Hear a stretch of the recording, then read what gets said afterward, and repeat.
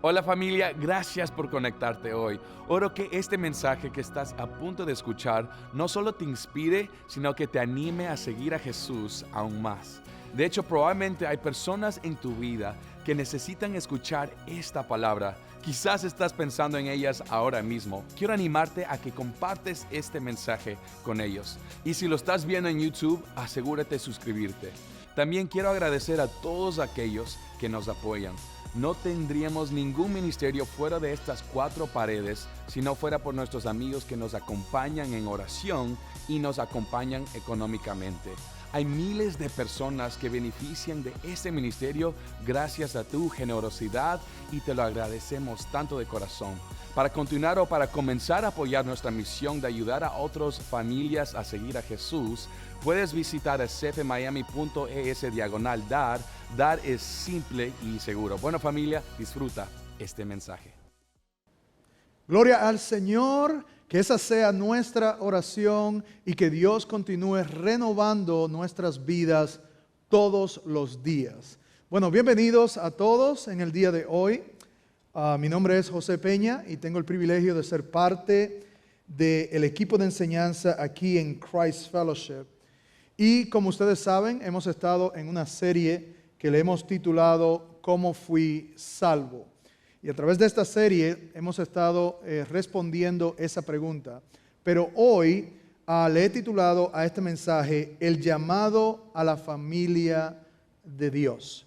Y estaremos mirando el libro de Gálatas en el día de hoy. Así que si tienes tu Biblia, te voy a pedir que me sigas en el capítulo 4, versículo 4 al 5. Y si no, puedes mirar las pantallas. Dice: pero cuando vino la plenitud del tiempo, Dios envió a su Hijo, nacido de mujer, nacido bajo la ley, a fin de que redimiera a los que estaban bajo la ley, para que recibiéramos la adopción de hijo.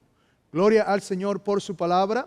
Pueden tomar asiento si están en alguna de nuestras sedes.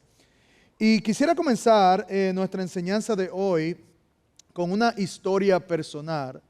Y quiero compartirles que hace mucho tiempo atrás, mi esposa y yo éramos foster parents. Eso significa que éramos padres de crianza para el gobierno.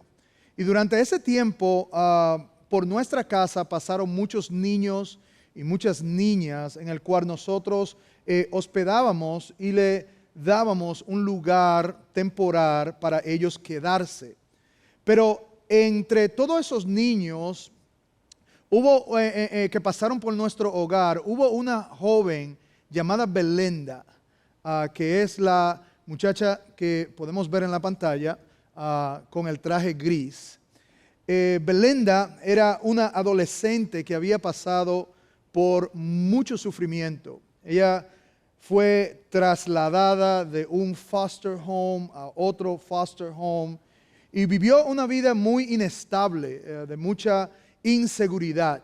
Ella misma nos contaba a nosotros que en la última casa que ella vivía, le decían: vete a la escuela y no regreses hasta que sea las 8 o 9 de la noche.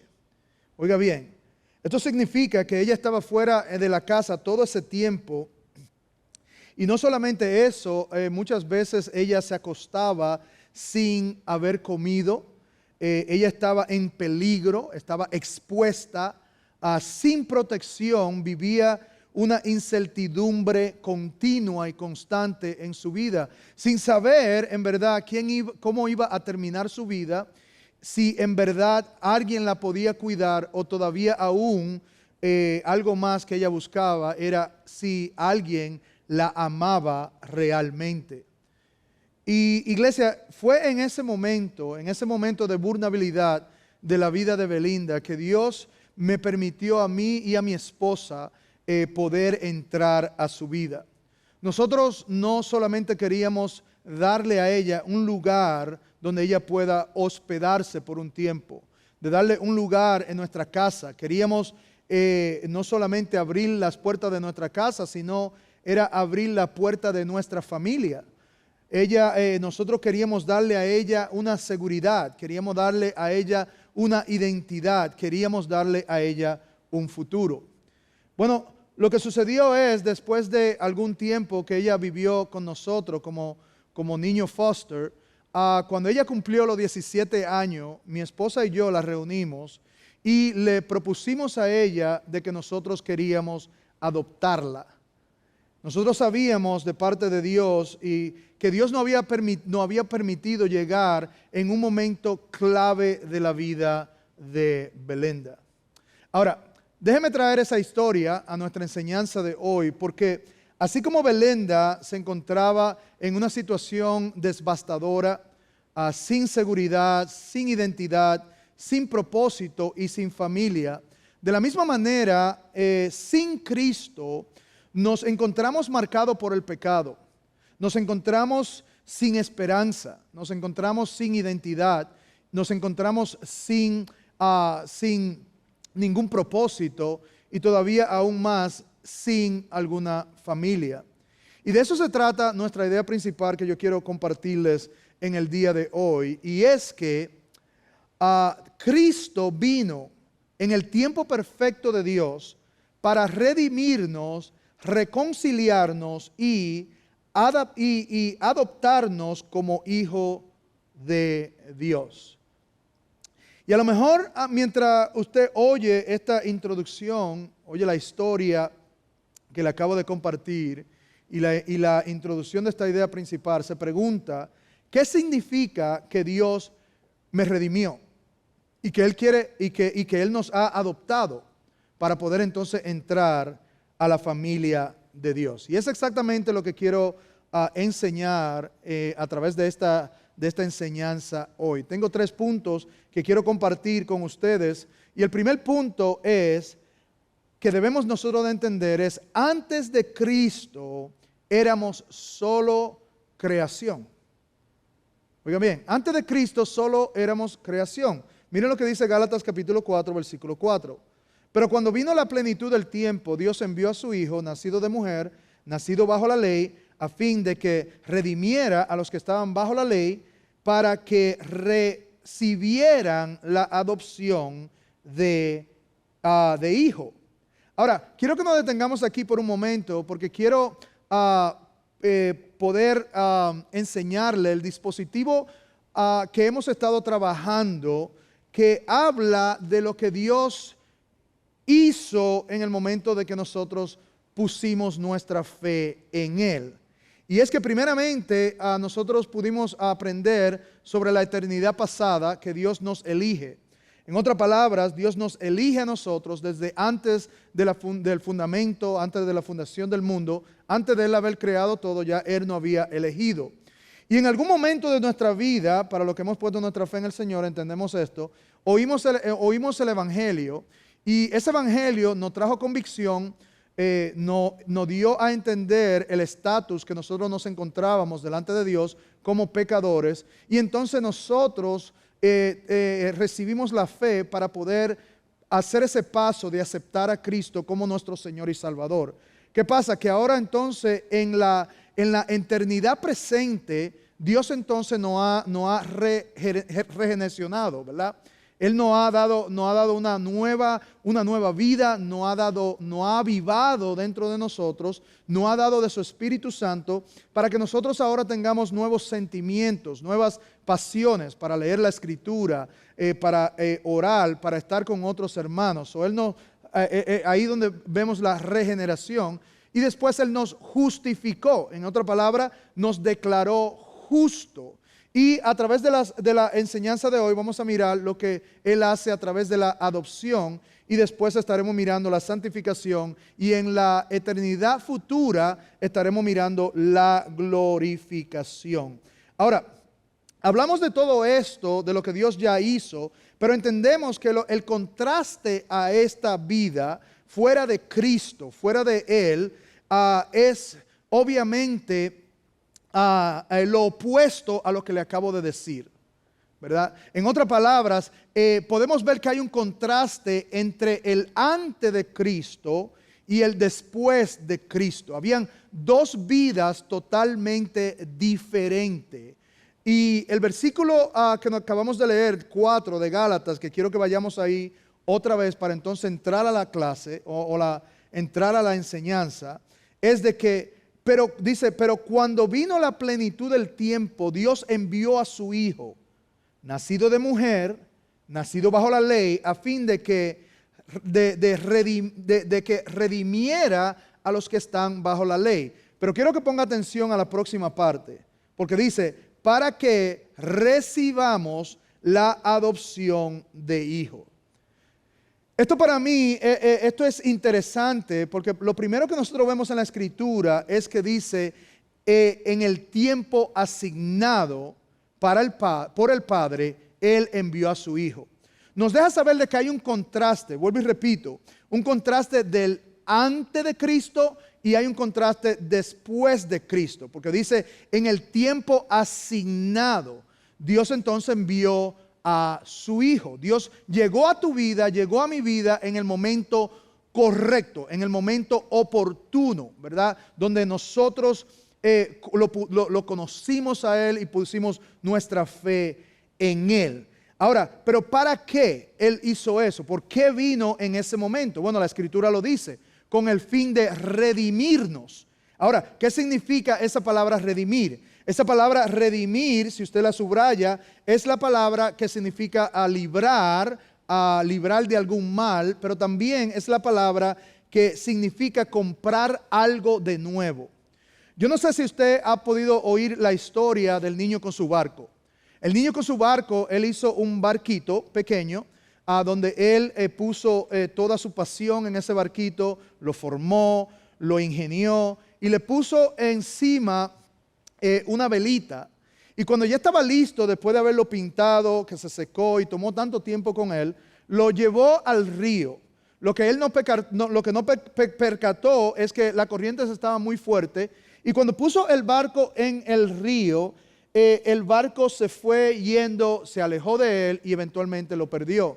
Pero cuando él llegó al pueblo, caminando por el pueblo, en un negocio vio en la vitrina su barco. Él entró al negocio y vio que el barco tenía un precio. Y él le habla al dueño del negocio diciéndole, hey, ese barco que está ahí es mío. Y el dueño del negocio le dice, es tuyo cuando pagues el precio.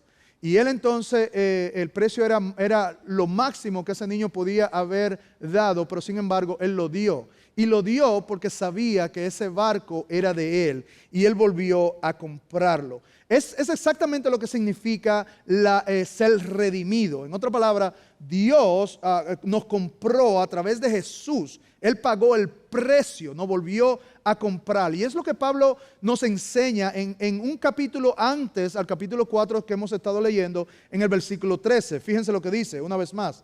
Cristo nos redimió de la maldición de la ley, habiéndose hecho maldito por nosotros, porque Cristo, porque está escrito, maldito todo aquel que cuelga de un madero. En otra palabra, lo que Cristo hizo fue el máximo de lo que costaba para comprarnos a nosotros una vez más, para redimirnos. Y ahora Dios nos redime a nosotros, nos libera a nosotros, nos compra para que podamos entonces ahora ser redimido a través de la adopción. Ahora, esto nos muestra a nosotros que no habíamos sido adoptados. Esto nos muestra a nosotros que solamente éramos criaturas de Dios y no éramos hijos de Dios. Y para poder entender esto, nosotros tendríamos que ir al Antiguo Testamento y poder ver cuando Adán y Eva fueron formados, porque la Escritura nos deja saber de que Dios los formó a ellos y dice la Escritura que Él los hizo, Dios los creó a su imagen y ¿qué? Y su semejanza. Pero lo que nunca percatamos, en otra palabra, Él le dio el espíritu, le dio razonamiento, le dio cómo pensar. Pero lo que no percatamos y lo que muchas veces nosotros no entendemos y no nos damos cuenta es que Adán y Eva nunca fueron llamados hijos de Dios. Ellos no fueron llamados hijos de Dios, ellos fueron llamados creación. Dios directamente los creó a ellos y ellos simplemente eran una creación. Miren lo que dice el libro de Hechos, capítulo 17, versículo 26. Dice, de uno solo, hablando de Adán, Dios hizo todas las naciones del mundo para que habitaran sobre toda la superficie de la tierra. Fíjense, habiendo determinado sus tiempos y las fronteras de los lugares donde vienen, para que buscaran a Dios. Y de alguna manera, palpando, es como si tuviéramos a los ciegos, palpando, lo hallen, aunque Él no está lejos de ninguno de nosotros. Pablo nos está enseñando que Adán fue el instrumento, la persona individual que Dios usó para entonces crear nuevamente la raza humana. Y esa raza humana tenía un propósito. Dios la creó con un propósito, como dice la Escritura, y era para que buscaran de Dios. Y es muy importante entender, yo creo, la diferencia entre la creación y lo que significa la adopción que Dios habla en su palabra. Y para eso quiero enseñarle un chart en el cual vamos a ver ahora en la pantalla, donde vemos los aspectos, vemos la creación humana caída y lo que significa la adopción y el contraste entre una cosa y otra. Primero, vamos a comenzar con nuestra identidad en Dios.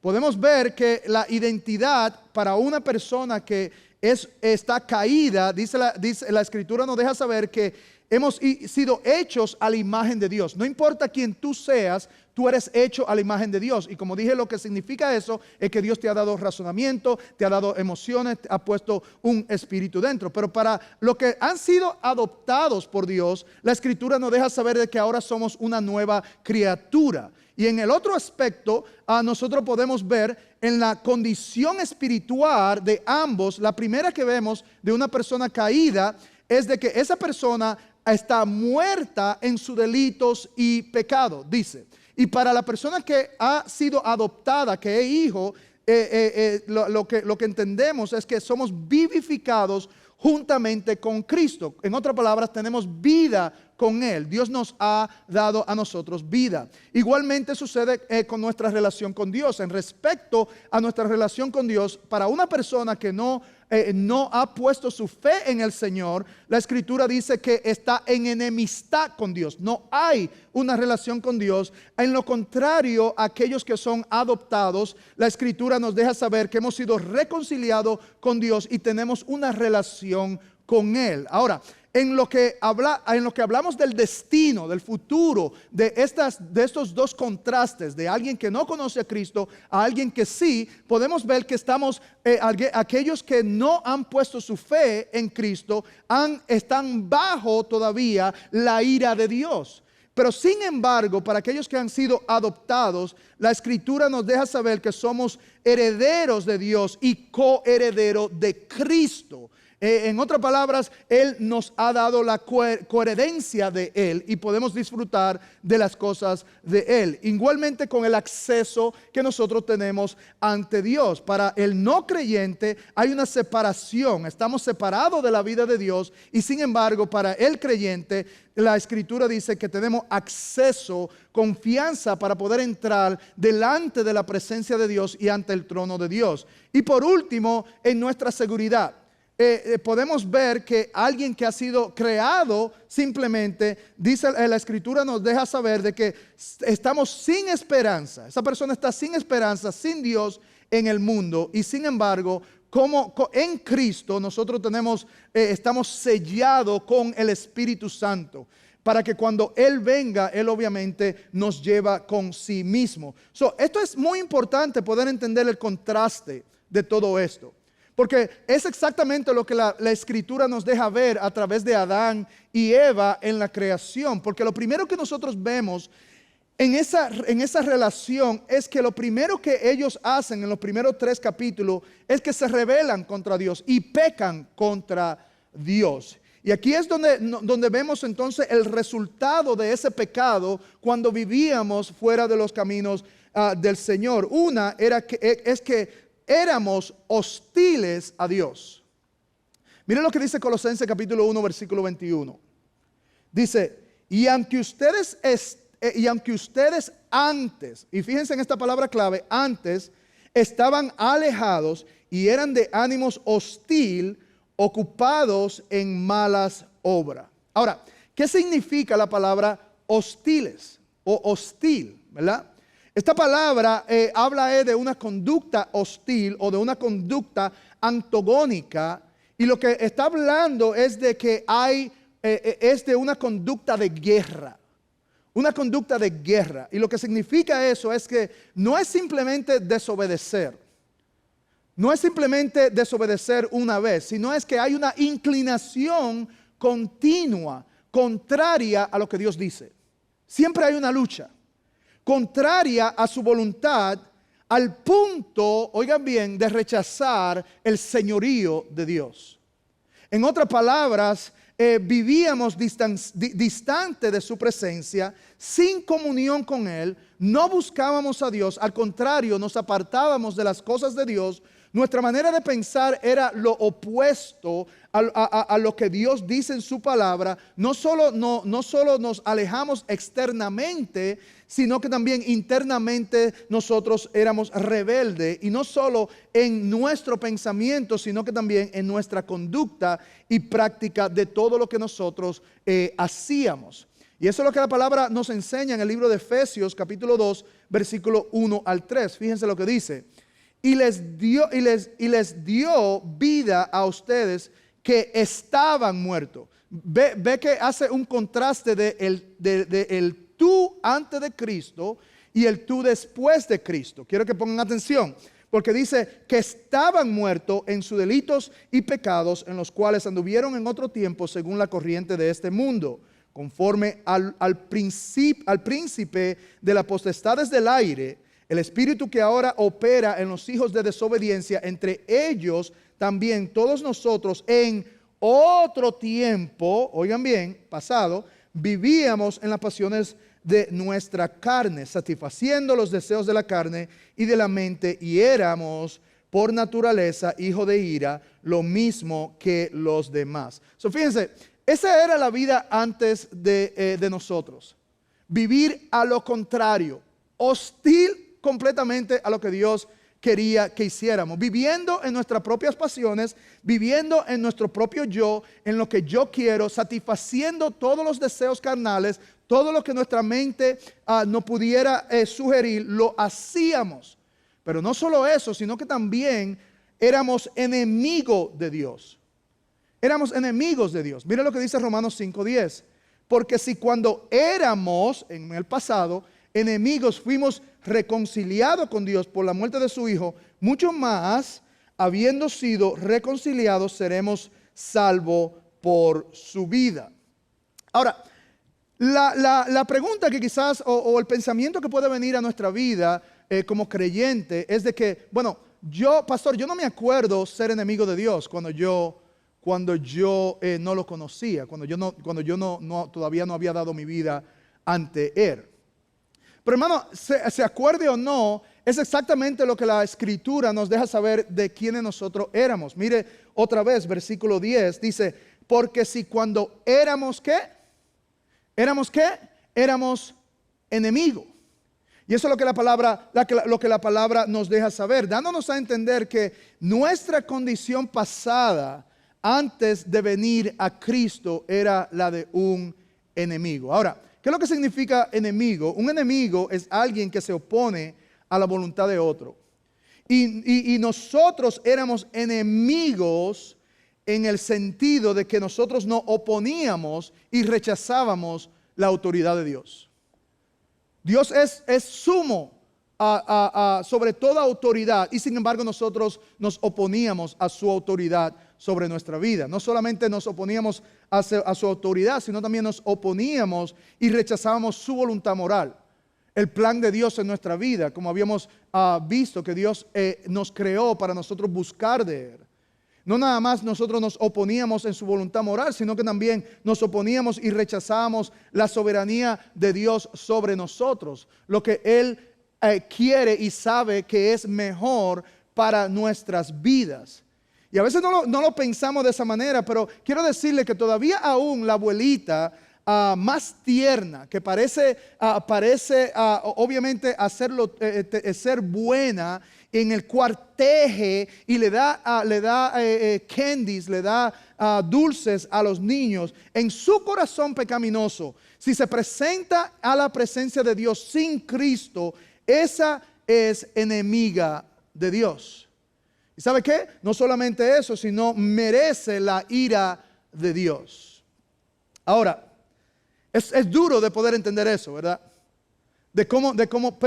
Pero eso es lo que la Escritura nos deja saber, nuestra condición. Ahora, lo que cambia todo eso y lo que cambió todo eso en nuestra propia vida, que cambió nuestro estatus, en lo que el estatus que nosotros estábamos delante de Dios, que cambió nuestra vida y nos dio una nueva inclinación y cambió la eternidad, donde íbamos a nosotros a permanecer, es que la muerte de Cristo terminó la hostilidad. ¿Okay? Terminó la hostilidad. En otra palabra, que ya no hay una guerra entre Dios y nosotros. Ya Él no ha cambiado, no ha dado nuevos sentimientos. Mire lo que dice Efesios capítulo 2, versículo 13. Y ahora quiero que ponga atención, porque habíamos leído en los otros versículos hablando del pasado, pero fíjense lo que dice la Escritura. Pero ¿qué? Pero ahora. ¿Ok? Vimos el contraste del antes y ahora estamos viendo el de ahora. Dice, pero ahora en Cristo Jesús ustedes, ¿ok?, que en otro tiempo estaban lejos, han sido acercados por la sangre de Cristo, porque Él mismo es nuestra paz. Y de ambos pueblos hizo uno, derribando la pared intermedia de separación, poniendo fin a la enemistad en su carne, la ley de los mandamientos expresados en ordenanzas, para crear en él, Cristo mismo, de los dos un nuevo hombre, estableciendo así la paz, y para reconciliar con Dios a los dos en un cuerpo por medio de la cruz, habiendo dado muerte en ella a la enemistad. Mire lo que Cristo hace en la cruz del Calvario. No solamente Él trae paz y unidad a la diferencia que había entre los judíos y los gentiles. Los judíos con su ley y los gentiles obviamente que también fallaron a la ley moral que Dios puso en su corazón. Dios viene y unifica a través de su muerte esa relación, pero también unifica y trae obviamente trae amistad a través de nosotros con Él, haciendo estos dos cuerpos uno en Cristo. Por eso que la Escritura dice en el versículo 13, pero ahora en Cristo, que es donde nosotros nos encontramos en nuestras vidas, no fuera de Cristo, sino en Cristo, hemos sido acercados por la sangre de Cristo. En otra palabra, a través de la cruz, Dios reconcilia no solamente la enemistad que había entre ambos, sino que también la enemistad que había entre nosotros, los seres humanos, y Dios. Mire lo que Colosenses dice, versículo 20. Y por medio de Él, esa palabra Él, el Elohim, esa palabra es el nombre, por eso ve esa letra mayúscula y dice, Él reconciliará todas las cosas, habiendo hecho la paz por medio de la sangre de su cruz, por medio de Él. Dice, repito, ya sean las cosas que están en la tierra o las cosas que están en los cielos, y aunque ustedes antes estaban alejados y eran de ánimo hostil, ¿vio? Antes éramos de ánimo hostil, lo que habíamos hablado, dice, ocupados en las malas obras, sin embargo, ¿qué dice? Ahora, dice, ahora Dios los ha reconciliado en Cristo, en su cuerpo de carne, mediante su muerte, a fin de presentarlo santo, sin manchas e irreprensible delante de Él. Fíjense todo lo que Él ha hecho y dice, esto Él hará si en verdad permanece en la fe, bien cimentado y constante, sin moverse de la esperanza del evangelio que han oído, que fue proclamada a toda la creación bajo el cielo, del cual yo, Pablo, fui hecho ministro. Ahora, ¿qué significa que Él nos ha reconciliado? Esto significa que Él restauró nuevamente la relación. Nos ha dado un nuevo nombre, nos declaró justo. Ahora entonces podemos tener una relación con Él. Podemos tener una relación y podemos acercarnos al trono de gracia. Tenemos esa facilidad y esa puerta abierta con Él de poder entrar a su presencia. Y es por eso que en Cristo somos hijos ahora adoptados por el Padre. Y eso es lo que sucede, eso es lo que ha sucedido a todos aquellos que han puesto su fe en el Señor. Dios ha abierto esa puerta. Mire lo que dice Gálatas una vez más en el capítulo 4. Pero cuando vino la plenitud del tiempo, llegó el tiempo correcto, Dios envió a su Hijo, nacido de mujer, nacido bajo la ley, a fin de que redimiera a los que estaban bajo la ley, que dice, para que recibamos la adopción de su Hijo. Para que tú y yo podamos recibir esa adopción. Ahora, quiero que subraye la palabra adopción, porque esta palabra es la obra divina mediante la cual Dios declara al creyente regenerado como su amado hijo o hija y lo recibe en su familia. Y por eso fue que le titulé a este mensaje como le titulé, ¿verdad? El llamado a su familia, la invitación a la familia. Porque antes éramos creación y sin embargo ahora Él a través de la adopción, que es lo que hace, nos integra a una familia. Nos entrega a la familia de Dios. Ya no somos simplemente creación. Y esto es uno de los mayores privilegios que tú y yo podemos tener. Es más, el predicador J.I. Parker, él dice esto sobre la adopción. Dice, la adopción es el privilegio más alto que ofrece el Evangelio. Aún más alto que la justificación. La adopción es la idea familiar concebida en términos de amor y viendo a Dios como Padre. La justificación es una idea forense concebida en términos de ley y viendo a Dios como juez. La adopción es más alta porque implica una relación más rica con Dios. Qué poderoso eso es.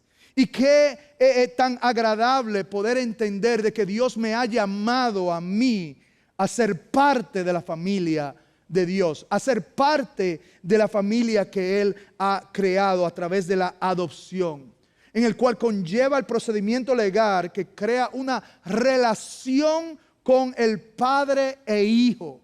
Ya yo tengo la confianza. Ahora, ¿cuáles son esos privilegios?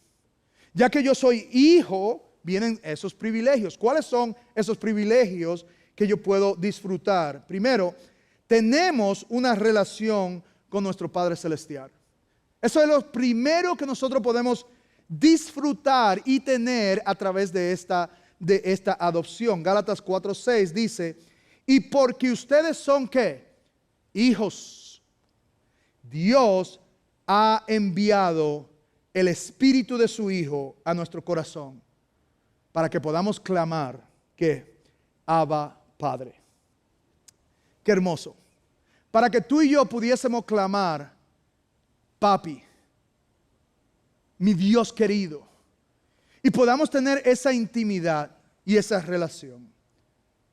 Y eso es lo que nosotros hicimos o queríamos hacer con Belinda. ¿Verdad? Belinda, la diferencia entre ser un foster, un niño foster, donde no tiene una seguridad, el gobierno lo mueve para aquí y para allá, a ser un hijo, era una gran diferencia. Era una gran diferencia el estatus que nosotros teníamos con Belinda en ese instante. Otro privilegio que nosotros tenemos es que ahora tenemos una herencia como hijo de Dios. Mira lo que dice Gálatas capítulo 4 una vez más. Pero cuando vino la plenitud del tiempo, Dios envió a su Hijo, nacido de mujer, nacido bajo la ley, a fin que redimiera a los que estaban bajo la ley para que recibiéramos la adopción de su Hijo. Y porque ustedes son, ¿qué? Hijos. Dios ha enviado el Espíritu de su Hijo a nuestro corazón, clamando Abba Padre. Por tanto, ya no eres, fíjense, siervo, sino hijo, y si hijo, también heredero por medio de Dios. Qué hermosura, qué promesa, qué amor tan grande, donde nosotros podemos heredar, tenemos una herencia mejor, tenemos un pacto mejor ante la presencia de Dios. No somos esclavos, sino ahora somos hijos. Tenemos herencias de las promesas que Dios nos ha dado a cada uno de nosotros. Mire lo que dice Romanos 8:16. El Espíritu mismo da testimonio a nuestro espíritu de que somos hijos de Dios. Y si somos hijos de Dios, somos también, ¿qué? Herederos. Herederos de Dios y coherederos de Cristo, si en verdad padecemos con Él, a fin de que también seamos glorificados con Él. Hermano, la razón por la cual la herencia se da cuando alguien muere. Cristo murió en la cruz del Calvario para poder darnos a nosotros una esperanza, para poder darnos a nosotros vida eterna con el Padre, para poder darnos a nosotros el acceso al Padre. Por eso es que Jesús dice: yo soy el camino, la verdad y la vida, y nadie viene al Padre si no es a través de mí. Él murió para que nosotros entonces no tengamos que morir bajo el pecado. Mire lo que dice Efesios 1:13. En Él también, en Cristo, ustedes, después de escuchar el mensaje de verdad, el evangelio de su salvación, y habiendo creído en esa obra que Él hizo, fueron sellados con el Espíritu Santo de la promesa, que nos es dado con garantía de nuestra herencia, con miras a la redención de la posesión adquirida de Dios por alabanza de su gloria. En el momento en el cual nosotros partamos de este mundo, tenemos una garantía, y esa garantía es de que vamos a estar por la eternidad con Él, que vamos a disfrutar su presencia, que vamos a disfrutar de quien Dios es en plenitud. Ahora, no solo Él nos adoptó, ahora podemos tener una relación con Él, podemos tener una relación celestial, recibir su herencia, recibimos su espíritu. Ahora, nosotros también tenemos, Dios nos pone en una familia espiritual. Y primera de Juan, capítulo 3 dice: miren cuán gran amor nos ha otorgado el Padre, que seamos llamados hijos de Dios, y eso somos. Aquí la Escritura habla en plural, habla de que somos una familia, de que Dios nos ha llamado a nosotros a comunidad, de que somos llamados hijos de Dios, de que la razón por la cual Él nos adoptó es para que nosotros entremos en comunidad. Dios nos ha diseñado a nosotros y nos ha diseñado para nosotros amarnos los unos a los otros, vivir en comunión dentro del cuerpo de Cristo. Pero la realidad es de que aunque muchos de nosotros somos parte de la familia, muchas veces vivimos como huérfanos.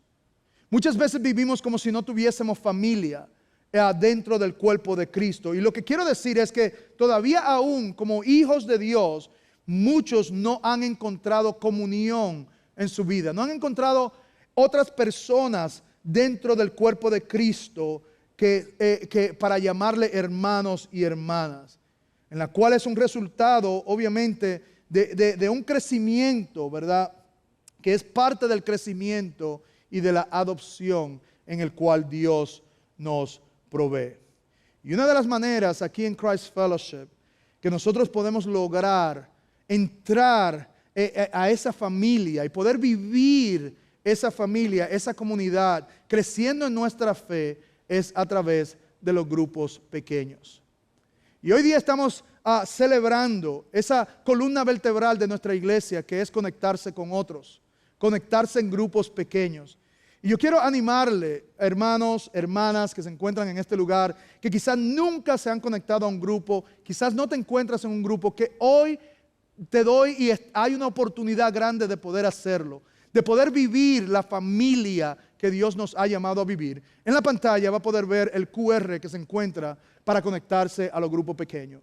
Yo te animo a que abra tu teléfono, a que abra la aplicación de tu cámara y puedas conectarte. Tenemos diversos grupos, grupos de matrimonio, grupos de solteros, grupos mixtos, grupos de teología.